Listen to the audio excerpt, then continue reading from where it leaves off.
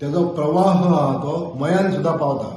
अशा तरेची ही तळी, ही जी तळ्याचे जर सुशोभीकरण केले, हे जतन करपाचो जर प्रयत्न केलो जाल्यार हेच्या आनीक वरदान हे शेतकऱ्यांक तरी आसचें.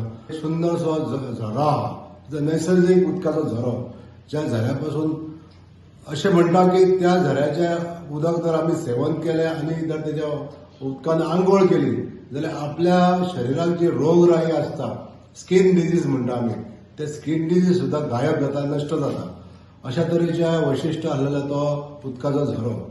तर ह्या झऱ्यापर्यंत, ह्या सागर तळीपर्यंत आनी थंयसून नार्वे गांवांसून डायरेक्ट सप्तकोटेश्वराक कनेक्ट करणारो हो एक रस्तो जो आहा, तो ह्या रस्त्याचें काम पूर्ण जावपाक जाय हे आमी मनान धरलेलें आसा. ह्या रस्त्याचे एकंदरीत लांबी सादारण 3 ते 4 किलोमीटर जावंक शकता आनी ह्या गांवांतल्या सगळ्या लोकांक हो सोयीस्कर असो रस्तो आपल्या उदरनिर्वाहा खातीर हो रस्तो जावपाकूच जायो असो आमचो आग्रह आहा.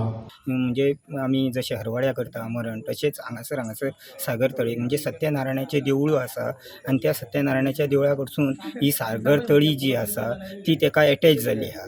आनी तशेंच ते सागर तळयेन सुद्दां एक तुळस कशी मदीं एक तुळस आसा, तशीच ती तळी, तशी इतकी तळी व्हडली आहा ती की त्या तळयेनसून सगळीं आमची शेतां भातां जावं कुळाकारां जे कितें हे सोर्स आहा म्हणजे हे आहा तो सगळो तेजेर डिपेंड आसा.